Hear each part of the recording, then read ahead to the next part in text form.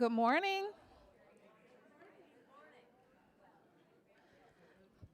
Welcome to our April Fireside Chat.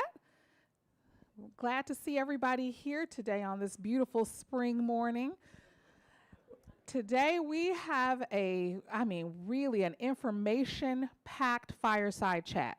It really is. It's going to be wonderful. You're going to hear from some new voices today, which I'm really excited, but it will be packed. So I am going to be brief. I'll try to be brief.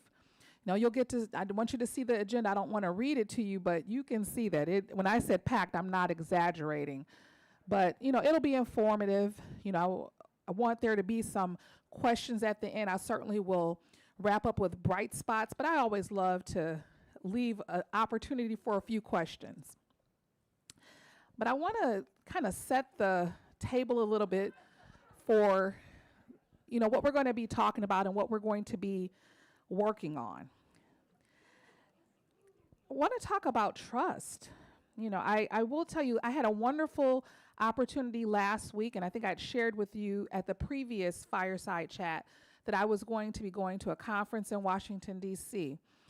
And so I had a wonderful opportunity to spend kind of the first half of the week, at a leading edge conference, board meeting, on Capitol Hill. But at the back end of that week, I ended up in Baltimore at a leadership retreat with other leaders in our either directly in aging services sector or adjacent.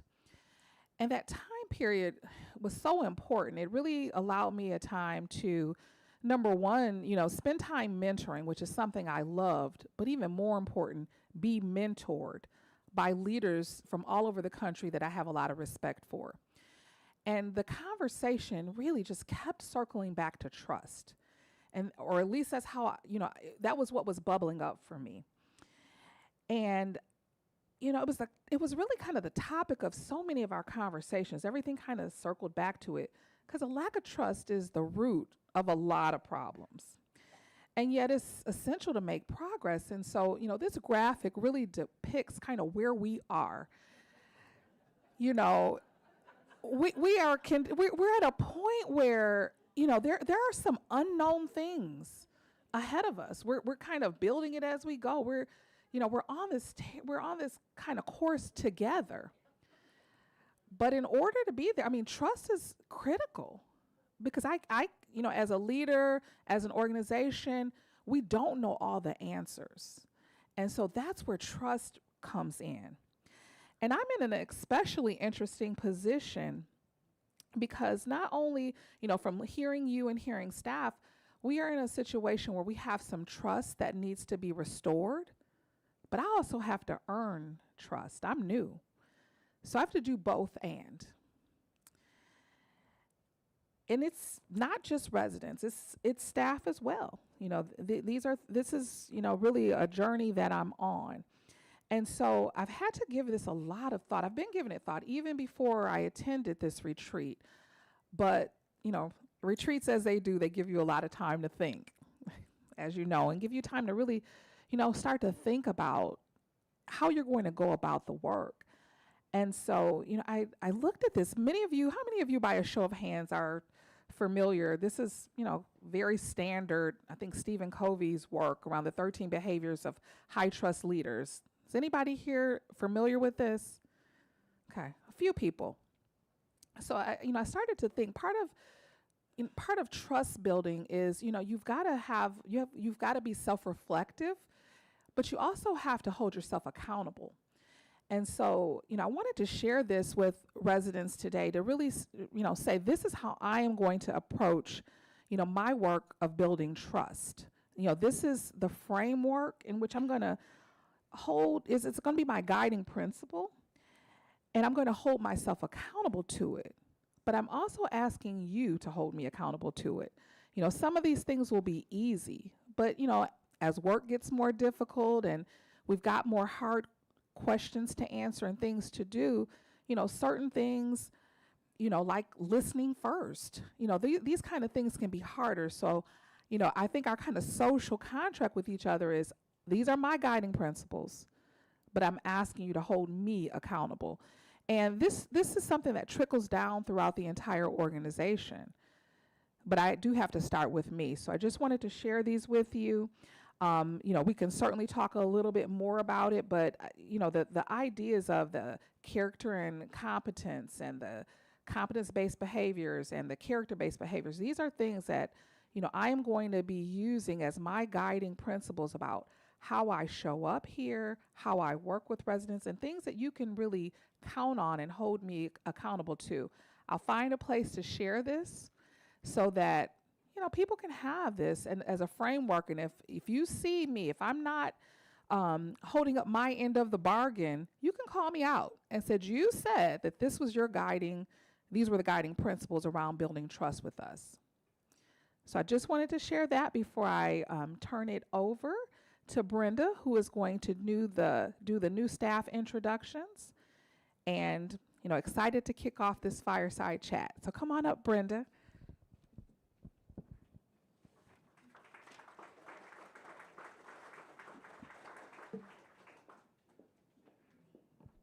Thank you, Erica. Well, I'd like to introduce to you the new employees that we've welcomed to Horizon House in about the last month. And so first we have Idris, who's joined us in assisted living as an on-call elder care RN. We have also welcomed Taryn. Taryn, you may have seen her at the front desk this week. She's joined us as a front desk associate. And we've also welcomed Jonold, who is our EVS technician in our EVS department. And last but not least, we've also welcomed Jinky. I know we're missing a few photos here.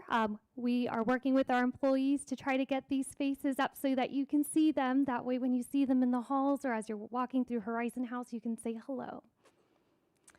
We don't have any promotions or transfers to announce today, but we do have milestones. So for those of you that may be newer to our community, we celebrate employees for every 5 years of service to Horizon House. Across organizations across America, longevity with organizations is decreasing. And it's, I think, even more exciting for us to see the longevity of staff that we have here at Horizon House. So just in the last month, you've probably met Chef Steve. Steve celebrated 5 years with Horizon House. Rose, who you probably often see busy in the bistro, she just met her 10-year mark with Horizon House. Nat, who you may not see often, she's behind the scenes working really hard. She's been here for 20 years. That's an incredible amount of time with Horizon House.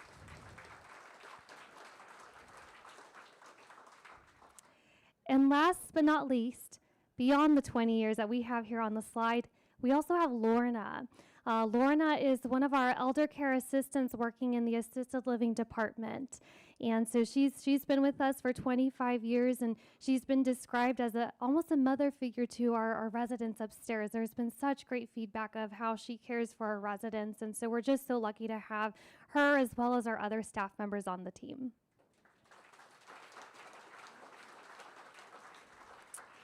And so next, I'll turn it over to Val, who's going to introduce our new residents. Thanks, Brenda. It's good to see everyone. It's been a while. It is my pleasure to introduce a few of our newest residents, and I am so sorry I didn't get here in advance. I do not believe that George and Sue Olson are here today. There's George. Would you mind waving? Sorry, I didn't recognize you from behind.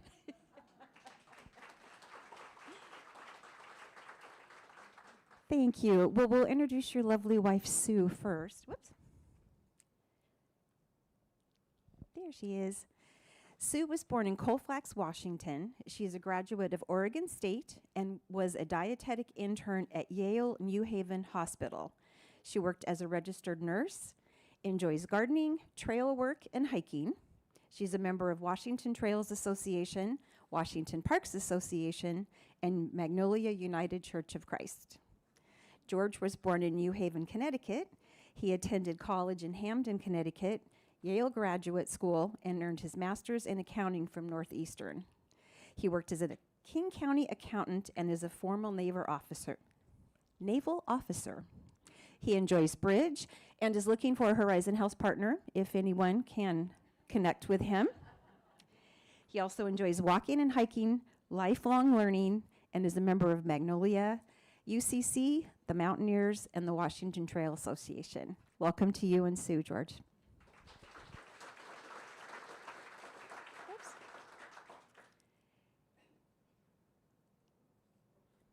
Sorry, I got my people out of order. Catherine and David Huff. Would you mind just waving?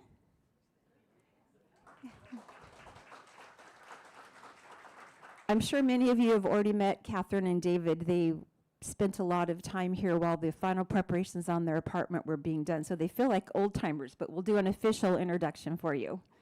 Catherine was born in Newton, Ohio. Pardon me. My coworker brought me coffee this morning, and apparently that was a real bad call. In Newton, Iowa, she majored in math at Iowa State University and earned her Bachelor of Science in Civil Engineering at Florida State University. Catherine, I had to par down your accomplishments, so forgive me. She worked as a civil engineer, lathe operator, swim instructor, folk dance teacher, and as an unpaid secretary.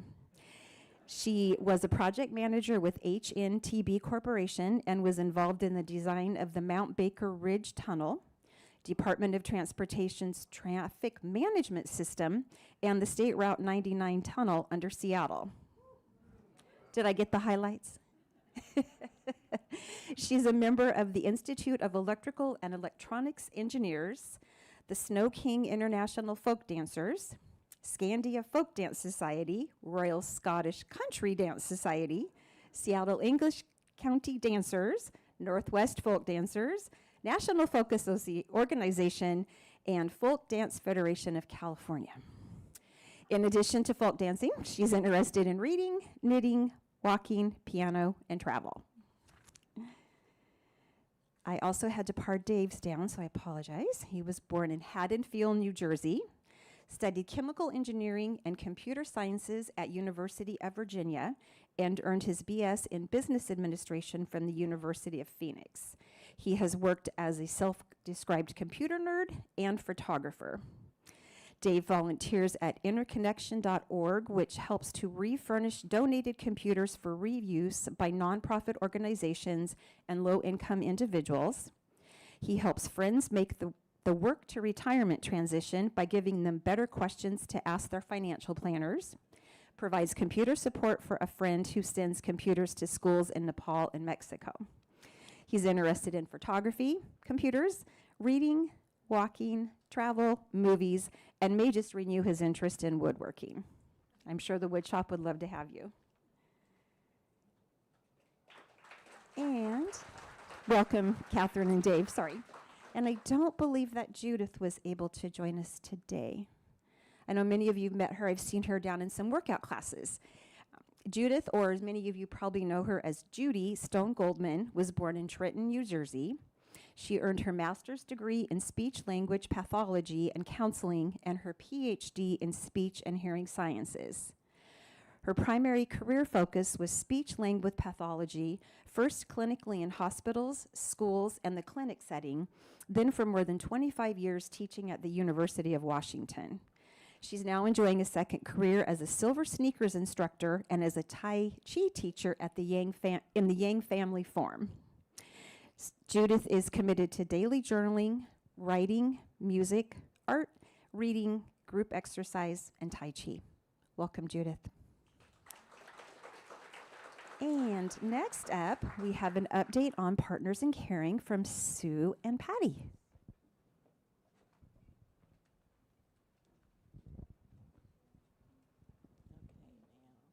Slicker? This one? I think so. Right. Is that it? Yeah. We are your resident representatives for Partners in Caring. And we would like for you to know that that's the next slide. We have just received over $240,000 in gifts and pledges. Except that this slide is out of date. We now have $261,000. We are so grateful to all of you who have supported the activities that Partners in Caring supports. And those are residence assistance. Our residence assistance fund, as most of you know, supports those people who live here among our neighbors who have run out of money, but we don't ask them to leave Horizon House. We have a fund that supports them up to the needs that they have. The second thing we do is staff scholarships. And as you know, we have not only staff people in university studies or college or other kinds of studies, but also their children. And we have several children who have earned bachelor's degrees because of the support, in part because of the support that we give them. And again, we're so grateful for that. The third thing we have are the enrichment grants that support the activities that we do here, that are organized by you and need a little help now and then, and those grants can come through the Partners in Caring Fund that we have for you. One of the best ways, whoops, I clicked the wrong one. One of the best ways you can give to PIC, if you want to, in Partners in Caring, is through the required minimum distribution from your IRA. And I've had a lot of questions about that.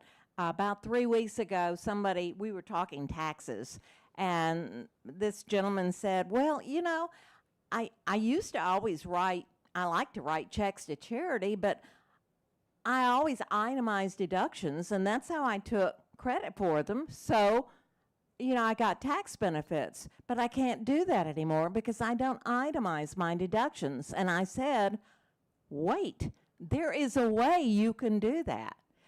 Every year, if you have an IRA, and most of us do, they make you take out a large sum of certain amount, each person's different, and they make you put it in your regular account.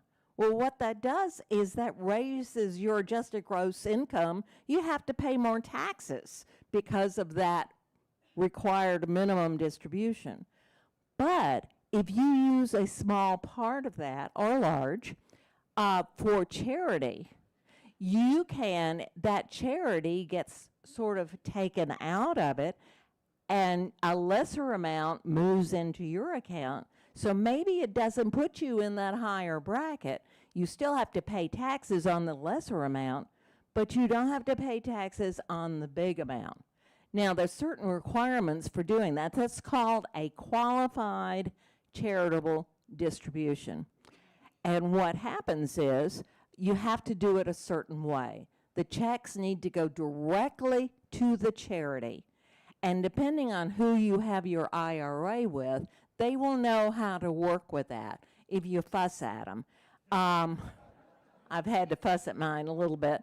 But contact your financial institution and let them know about it, because it's a great way to go ahead and contribute to charity, such as Horizon House, PIC, and also it's a great way to avoid extra taxes on you on something that you were going to do anyway. And you can always talk to Ruth Ann or to Charlene and find out more about it, or me. Thank you all. The next person is, oh, can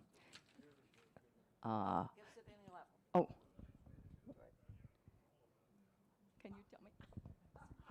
Sorry. Well, I'll just help you while we're at it. So, Oh, good. I know it took me a minute to figure it out too. So before AT, lovely Judith came in just as we were finishing her introduction. So we wanted you to have a chance to see her. Thank you. You can watch the replay.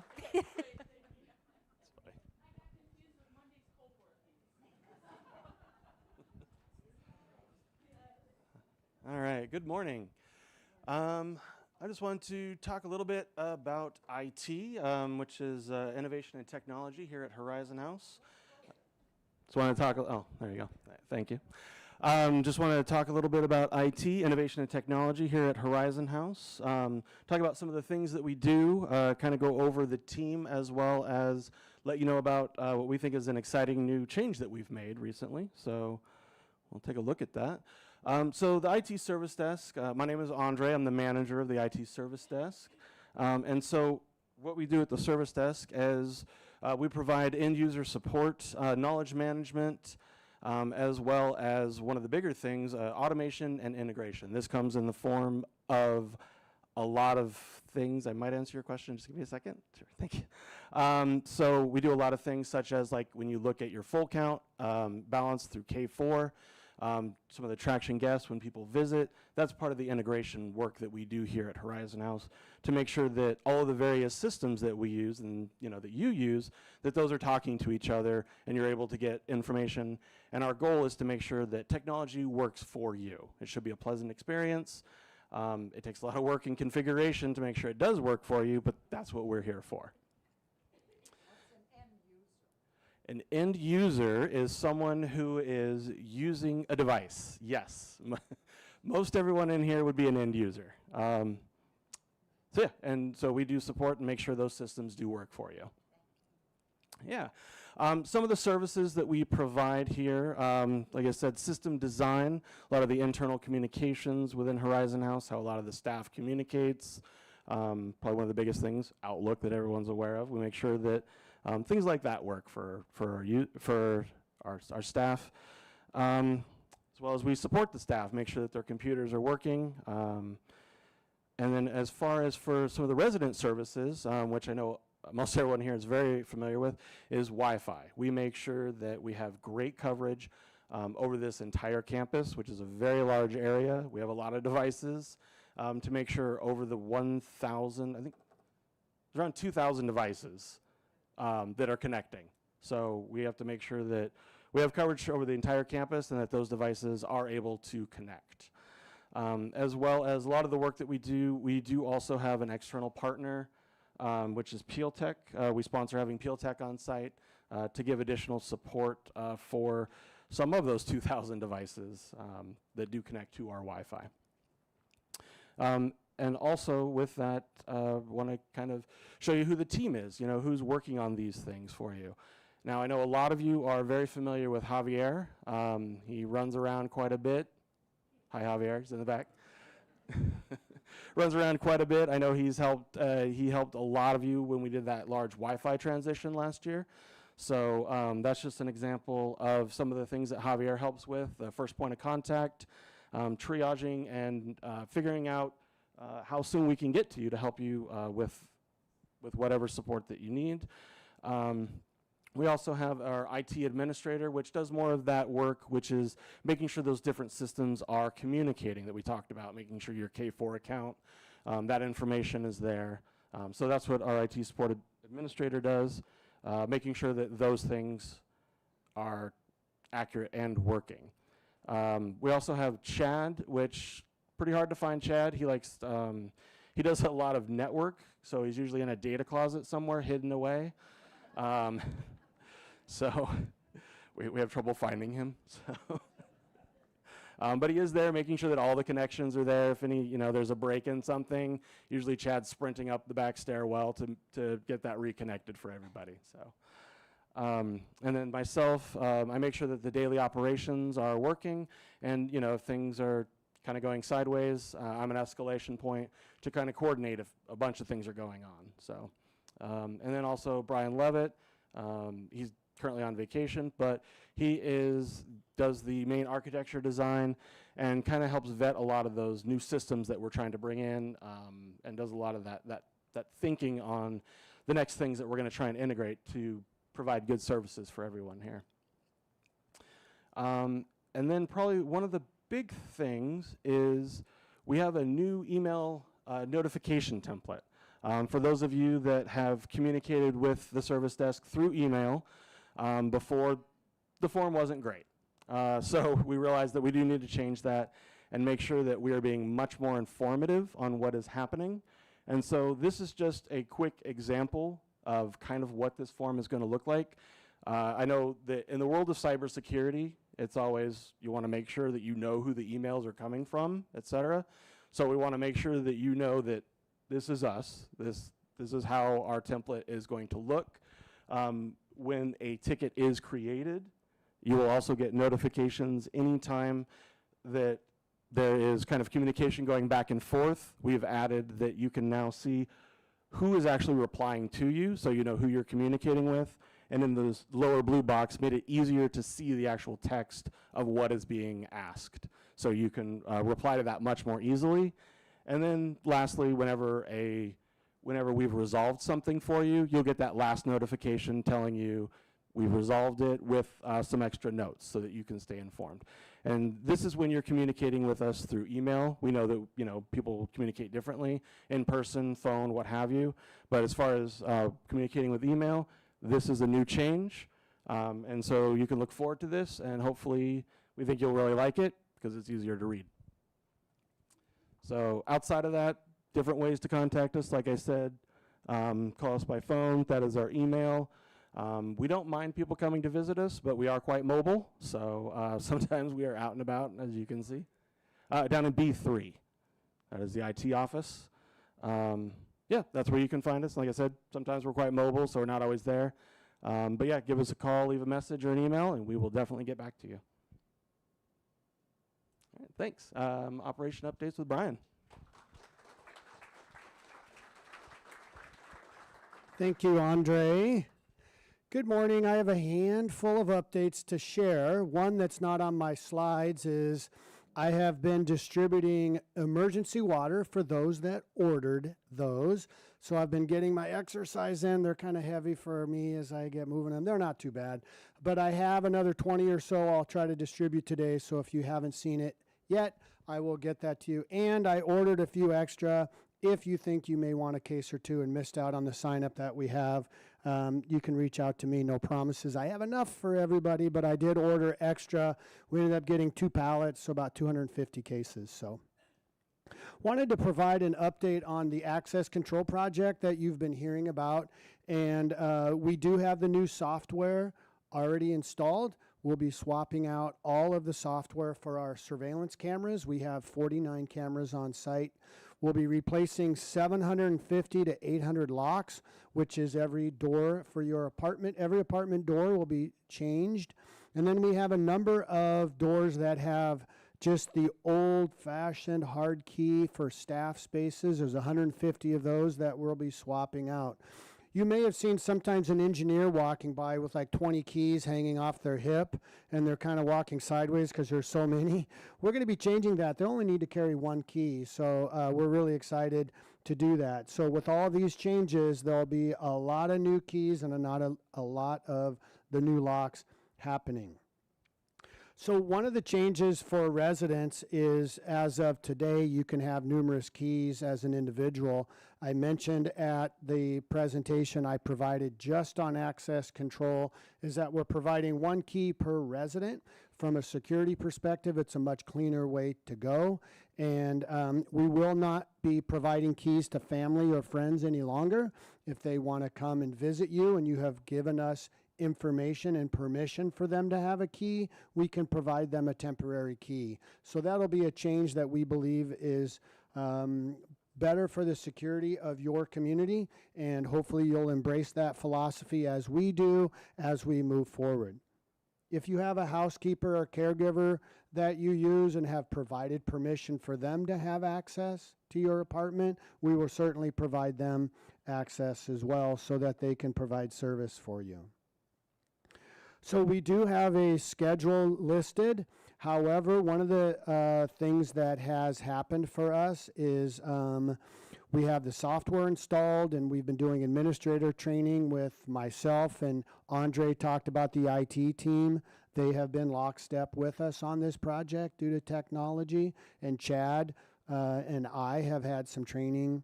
We do have a team that was mobilized on site. However, they're low voltage electricians, and that local union is currently on strike. So those individuals haven't been on site for 2 weeks, yet we're continuing to do some things that we can so that we can stay on schedule. Thankfully, we weren't at a place where half of the locks were installed and the other half weren't, and we had this strike transpire. We're at a place of mobilization where they have been pulling cables to the hubs that will be communicating to the new locks that you have. So actually we have a milestone today. We have 7 pallets of locks arriving today.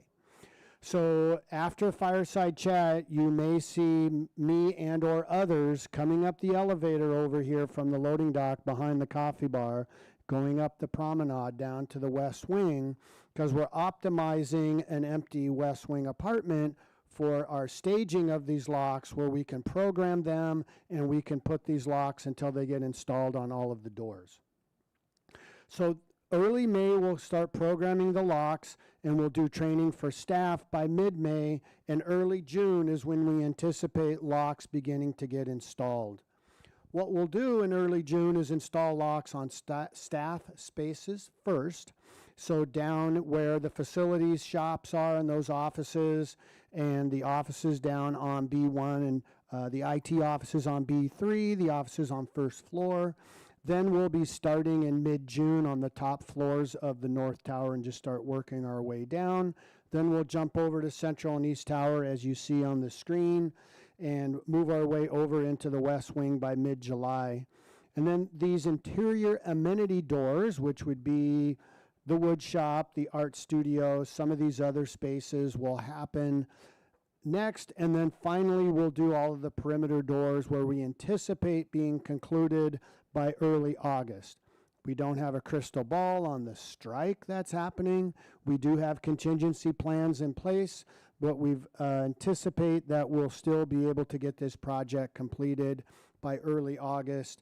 And then after all of the locks are installed for the credentials with the card keys that we'll have, we'll then be working on the hard keys afterwards, so that by September we'll be wrapping up this project. So it's a huge project. We're very excited for the community. The staff are very excited to change this outdated system out that we have, and the features that you'll have to make it much easier for all of us. So really excited for that. A quick question. That is correct. The question was, will we have 2 keys? So we will have, for probably 4 to 5 months, your existing mag stripe key and the new issued key that we'll provide you in advance. You'll be needing 2 so that you can get in through those perimeter doors, because those will be the last ones that we'll be installing. Another question? Brian's bringing a microphone for you. Oh, thank you. I'm a person who visits the B3 recycle room from time to time. So is that an interior or an interior amenity door, an exterior door? You know, I know that if I go out there, I'm in the parking garage, basically. Sure. For the North Tower. Yeah, so there is a lock near the recycle area on B3 that is that will be swapped over to the new system, and you'll be able to tell by looking at it if you need your new key or the old key, and it would be done near the late July area, because that's an interior door. You'll be carrying both keys until we're 100% implemented, and we'll put a drop box somewhere to be able to drop off your old keys. And the exciting thing is we have somebody buying all these old locks from us. We're being good stewards. We found a company that wants to buy those, to use those, and so we're really happy about that. So I want to talk a little bit about safety down in our garden terraces, and safety as a reminder. I was informed that we had a situation on one of our gardens where somebody needed to summon help. And so just as a reminder to wear your pendant if you're going to go out gardening on our terraces. They do work down on the terraces. And or bring your cell phone with you in case there's an incident that may happen. On the West Wing waste and recycle rooms, we do have phones, and the communications, I believe, put some notices up to remind folks that we have those. On D level, as you're leaving the terrace, coming into the building, there is a pull cord on the wall near that door when you come in from the garden terrace. But however, after a resident informed me about this situation that happened on the garden terrace, it's like, gosh, maybe there's more we could do. So we'll be installing, and they may be installed already, a pull cord near the sea level. If you're coming from the sea level terrace back into the building, we'll have a pull cord inside the door of the west wing. Those devices won't be happy out in the weather, so that's why we would put it inside the door. And then we'll put one also down by the secret garden. However, near the secret garden, because it's this outdoor garage environment, we may instead have a pendant hanging there that you could push that will serve as the same purpose. Sean has been working to get these installed. I was hoping they'd be installed by now. I haven't had a chance to go check, but we'll put some signage up so that those are there as another layer of safety for you and the community as you go out and enjoy the gardening as spring is here. So I want to talk about a fun week coming up. Those that have been here have heard of Retirement Community Week here at Horizon House. The history was that, for those that are new, is that, gosh, in organizations, there's Nurses Week, there's Executive Assistant Week, there's Cooks Weeks, and all of these things. Well, we decided that we wanted to, as classic Horizon House style, we wanted to embrace and have our residents and staff combined and include everybody, and we have Retirement Community Week where it is not just certain departments, we're recognizing everybody. So it's an annual week of activities where we have daily themes to dress up, and we have an opportunity where you can recognize others in the community, be it a fellow resident or a staff member do likewise, where we have bright spot card sales that we have available out here in the Fireside Lounge Monday through Thursday. One of the things I wanted to mention that the employee recognition team that spearheads this event made a change for staff. For those that are familiar, in the past, you would have 50 cents to contribute towards a Bright Spot card and 2 chocolates that go to each employee. We did a survey and our observations, and the employee recognition team saw that some staff get a bag overflowing with chocolates, whereas we have another teammate working somewhere in Horizon House that is an equal important spoke coming from the hub that is contributing to our community that is getting maybe not as much. So what we're doing is when you go obtain and buy your Bright Spot card, you're contributing to what we're doing is a goodie bag where every staff get the exact same thing. So we're embracing every staff. Yes, thank you. The employee recognition team, some of those that are here, I'm getting goosebumps because we agree. It's all the same. We're all contributing the same. So we're really excited. They'll be having a variety of things. We're recognizing different diets and the things we're putting in there. So, so that'll be happening. We're doing the bake sale and the talent show again. So on Monday, May 13th, Sports Day, we have one of our own Seattle Mariners on the screen, but she's on her honeymoon, but we had to get a shot of her for a Sports Day. A new theme they're doing this year we're doing is Black and White Day. We have an image of somebody who might even be able to be part of the talent show. So on Tuesday, May 14th, Bright Spot card sales plus the bake sale. And what we're thinking also is during the bake sale, we're going to put some coffee out. Maybe staff and others can buy a goodie from the bake sale, and we can mingle and have goodies together. So that's another new feature the committee has done. Another new one is Workout Wednesday. Andrew, right, buddy? So we don't know the details yet. We'll do a staff and resident combined workout. So wear your comfortable workout stuff and look for Workout Wednesday, May 15th. Plus, we'll have Bright Spot card sales available as well. Thursday is our beach day, and Thursday is the day we provide a meal to the staff. So we set that up. All 3 shifts will be here during the day, afternoon, and on third shift. We're doing a south of the border theme so that the beach day theme is right lockstep with our food. And that'll be the last day that you can obtain those Bright Spot card sales that we distribute to staff and to the residents. And then on Friday is Horizon House Spirit Day. We provide the staff with shirts early in the week so that all the staff will wear their shirts on Friday. We try to get a photo of all the staff, as this on the screen shows. Several years ago, we did that out in front of our main entrance. And we have the staff talent show. No promises that Elvis will show up, but I told Mark that, he might have to do a little Elvis for us, and I think he's going to be handing the microphone around on that day, and then we'll be distributing to staff the Bright Spot cards.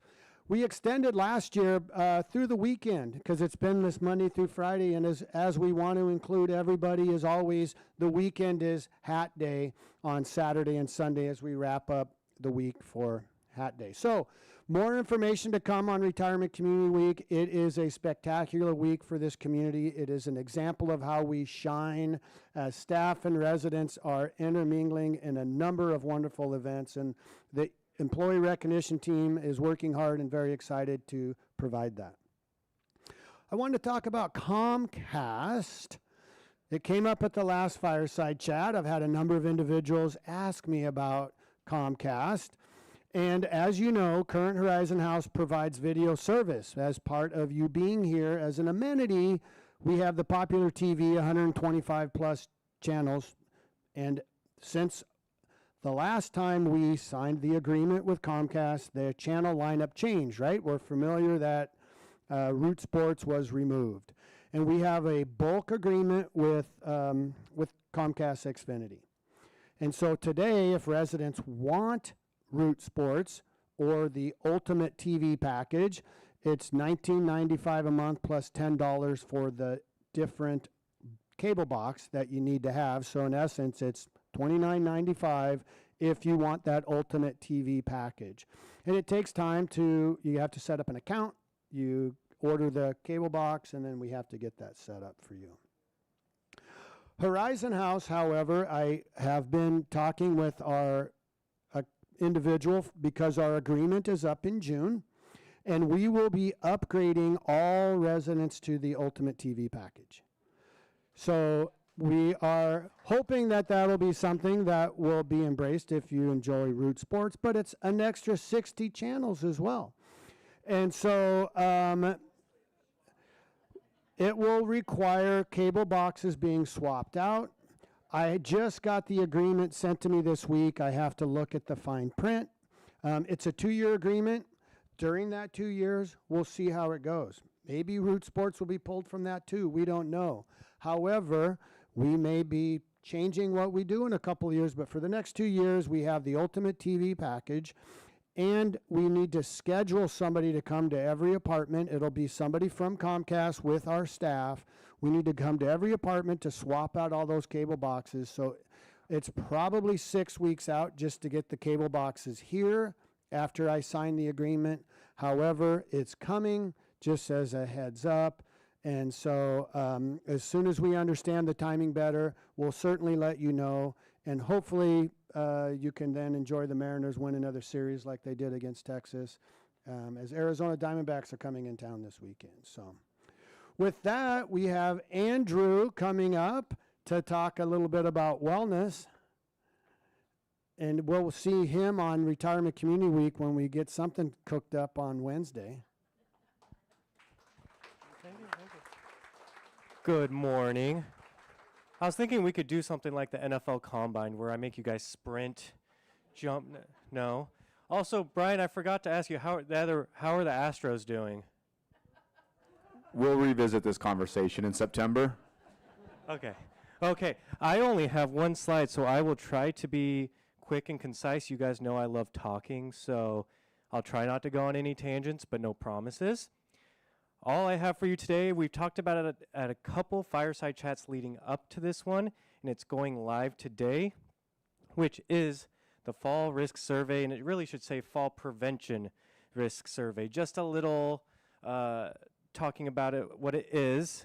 If you remember last year, working with the University of Washington Master Occupational Therapy students, we came up with this survey that helped look at different factors that lead to falls and then ways on which we can help prevent that. So this whole survey is anonymous. This isn't something that we're doing to try to catch somebody. Oh, you've fallen? Oh, it's not about that. It's about how can we as a community and staff members help the rest of the community prevent falls. So it is going out today, probably, what time is it? Maybe in the next 10 minutes to all email users. An email will be sent out.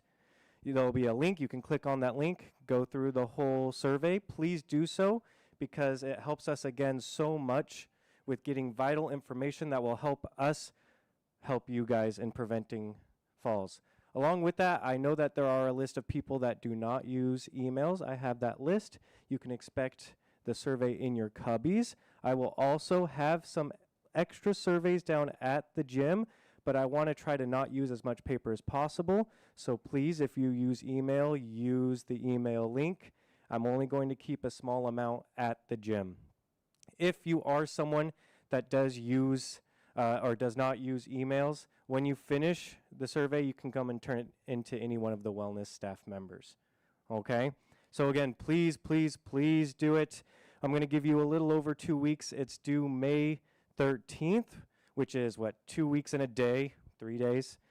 And yeah, it's live today. Go ahead and do it. Give us some great information so we can help you. That's all I have. I hope everybody has a good Friday. I think next is Jeff.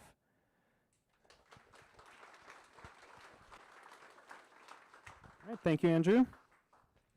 All right. Happy Friday to everybody. Everybody hear me good? Okay, good. All right, let's see here. So, Easter, we had a really wonderful Easter brunch service last month. We served over 180 residents that day. As you can see, Oliver had his wonderful display up again. It was just gorgeous. Had a nice line of food. We had Chef Steve out there doing an omelet station. And I'll tell you, we were a little concerned. You know, we knew we were going to do about 180 people and how that omelet station was going to go. But everything went really smooth over there, and it was a really fun event. So great times there. And then moving on to the next holiday, we got Mother's Day coming up. So that's going to be in a couple weeks. Reservations are open for that. We'll do 2 seatings like we normally do, one at 11 a.m. and one at 1 p.m. And so if anybody's interested, stop by the host stand or contact me or Oliver, and we will get you signed up. There's definitely several spots open for that as well. And then we talked about our winemaker dinner last month in March with Brown Family Winery. Well, we have our next one scheduled. We're going to be featuring Duckhorn Winery, if anybody's familiar with that. It's a really well-known Southern California winery there. And that's going to be on Thursday, May 23rd at 6 p.m. So we're going to open up reservations on Tuesday, April 30th. So come join us at the host stand outside of the dining room. And seating is going to be limited. We'll have about 36 spots for this, like we did for the previous ones. So if you are interested, make sure you get there. You might want to get there a little early to get your spot in line. And if it doesn't fill up, we'll let you know, and then you can reach out to us after that if you want to sign up for any other events there. Then we've got some new things coming. We're going to launch a new weekend lunch menu. Ever since we've kind of gone away from brunch, we tried having one kind of brunch item on the weekend that was our special, and we've been hearing lots of feedback since then that people want more egg dishes and different things like that. So we're working on that menu. Look for that to come out in the next couple weeks. It'll be the same hours we're doing, 12 to 1:30, but we'll have more breakfast-type items like Eggs Benedict. We'll probably have pancakes, maybe French toast. Eggs, bacon will be on the menu, all that kind of stuff, along with, you know, the same lunch items, a lot of the same lunch items we currently do. So we're looking forward to that. We think it'll be real popular and add some participation for us on the weekends. And then finally, we've got our brunch buffet coming up that we do out the last Sunday of every month. So that'll be this Sunday from 11 to 1 p.m. Got some nice dishes featuring a spring frittata, biscuits and gravy bake, chorizo hash. So the menu looks really good. And like always, no reservations needed for that. So come join us that day, and we'll have a nice brunch. And then one last thing I don't have a slide for, I just want to mention today we are doing a farmer's market in the bistro, and that's going to be from 2 to 4 p.m. So come check it out. It's our first one we're doing. We're going to start doing these every month, and as we get more into the summer, we're going to be partnering with some local farms to bring some of their fresh produce and goodies up to sell. We will, you will be able to use your choice dining dollars for the items today and that. So come check us out between 2 and 4 today in the bistro, and we'll see how that goes. All right. And that's all I've got. So let's have a great weekend, everybody. And next up, we have Lori. Welcome.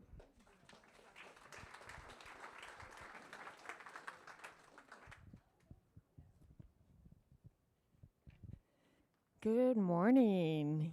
How is everyone? Good. So I have a couple of quick updates. One is the disposal of unused medications. Some of you know that we have had a drug drop-off box located on the B1 level just outside of the pool space. And we had put that, just for some history, we had implemented that in about mid 2022. It was a recommendation that had come forward from Erica Campbell at the time.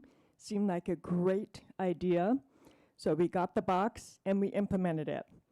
Since Erica left, I have taken over that management, and in doing so, it has raised some questions for me in terms of handling of those medications. So I contacted the DEA, Drug Enforcement Agency office at the federal level. They punted me to the Seattle local office, where I have been communicating with a DEA agent. Sounds really official. And through the course of the conversations, I've learned that we never should have had that box here in the first place. Unfortunately, we are not listed as an authorized site, and we don't qualify. Senior living communities don't qualify to have a drug drop-off box. The DEA agent understands that the intent was a good one, but unfortunately, we are not, per federal regulations, permitted to have that box here. So the box was permanently closed as of this morning. I've been assured I won't be going to jail. And I've been assured that Horizon House, first and foremost, is not at risk for having had this box, but it was a strong message that we must close it.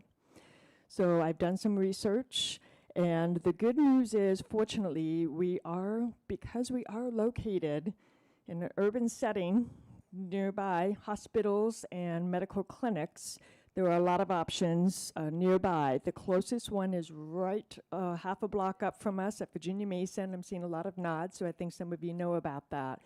At the Lindemann Pharmacy Pavilion, just up a university, you just step in the side door, and the pharmacy's on that same floor, right by the check-in stand. I've actually gone in there myself to check out the drug drop-off box. It's in the corner towards the back of the pharmacy. So that will be your closest option. I also learned of a free mail-back program.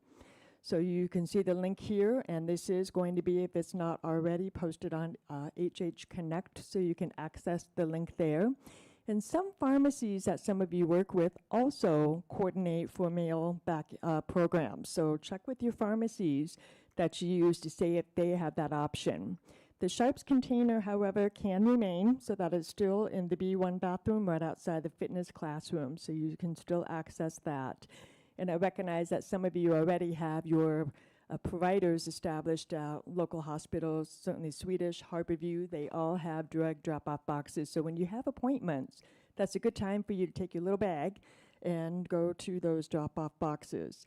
I will share that a few weeks ago, working closely with Anna Rudd, Vanna's here, thank you so much for your expertise and guidance. We've been finding quite a few, thank you, Anna, we've been finding quite a few expired COVID drug test kits in the drop-off box. Even after the signage was posted above that about how you properly dispose, I'm still finding the COVID expired test kits in the drug drop-off box.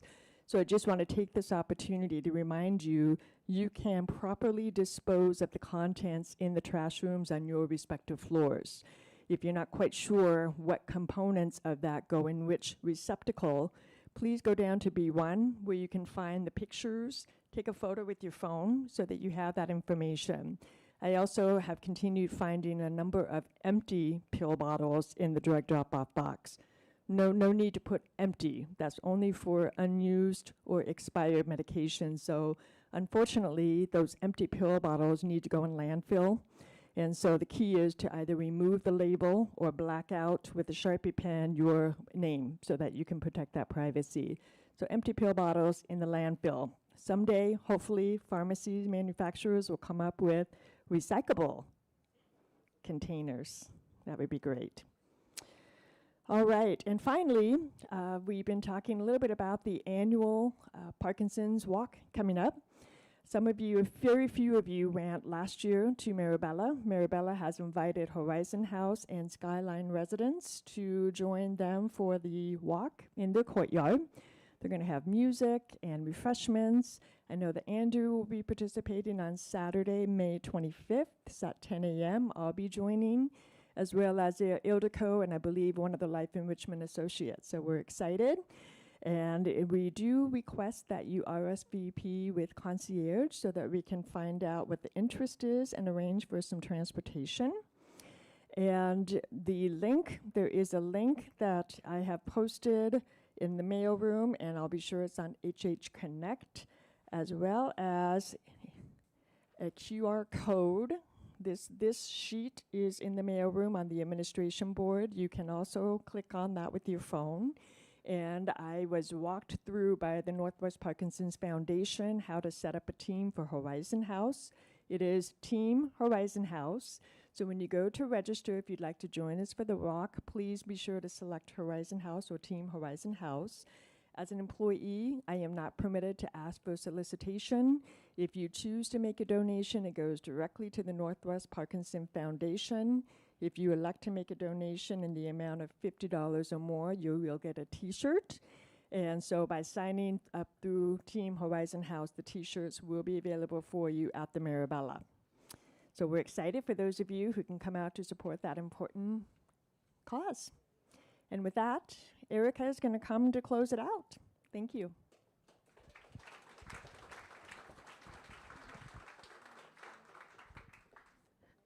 Thank you, Lori.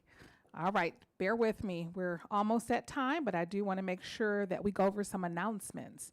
Many of you know, back in February when we had our board resident meeting, we got a lot of feedback that residents were not necessarily satisfied with that meeting. So we decided to do something a little bit different.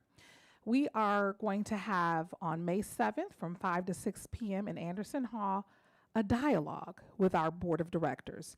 You know, many of you, if you had a chance to attend kind of the governance conversation with Ned Lang and Bill Anderson, you know, if you weren't here, I urge you to watch that, because that will help you really get grounded in what are governance decisions, so that the type of conversation you have with the board is really geared toward governance. But our board also wants to hear from you. So this will be an opportunity to have some dialogue and get to know our board members a little bit better in terms of what it is they do, and they can learn about what it is you're interested in and what matters most. We are going to address any operational questions or comments in our small group session, which will be happening the following week. It will be time for our quarterly small group sessions anyway, so we're going to have those on the May 13th, 14th, and 15th. You'll see it in the alert. As you know, these are small, so we take RSVPs, and questions can be submitted in advance to Beth. Same thing with the board dialogue. If there are specific burning questions, please submit those to Beth ahead of time. Want to let everybody know I will not be here. I'm so disappointed. I won't be here a little bit of retirement week. My daughter is graduating from college in Massachusetts, so I'll be going there for that, and then following up the week with getting my parents' home ready to sell. So I will be out for about a week. We've got some bright spots, which are so much fun. Let's give a hand for the Arts and Crafts Show.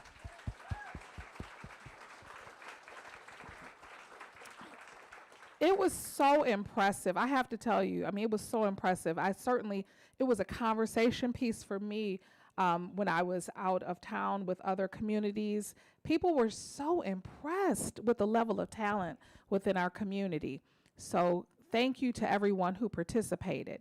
I want to highlight Bill Roach and Sean McMahon for their work around sustainability. I know we have the Environment Committee, but those two gentlemen, they have really brought a tremendous value to Horizon House in terms of dollars and cents. Many of you know we received a $200,000 grant that will help us bring electronic vehicle charging stations within Horizon House. And they were honored with meeting with the Department of Transportation with King County, where Bill was able to speak. And one of the things that Bill said to me is that people said, wow, Horizon House is such a progressive retirement community and organization around sustainability, which is so true. So if you see Bill and Sean, you know, just give them a thumbs up for their hard work, as well as the rest of the Environmental Committee. All right, I know we're about out of time, but I'd like to just take a couple of questions if anybody has some. All right, I know Risa's coming with a microphone. Doris.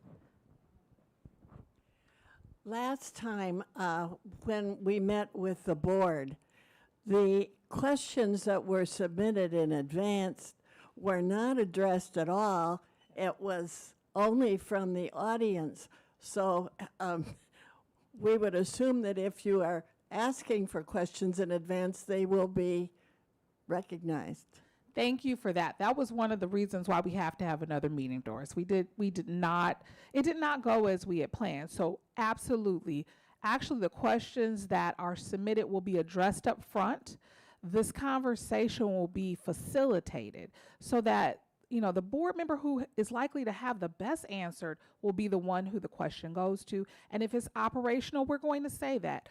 Oh, this is operational in nature. We'll be sure to answer that in a small group session for everyone. But yes, questions that come in that are pre-submitted will be addressed right at the beginning. Any other questions or comments? All right, well, we have our next meeting at the end of May. Enjoy this weekend.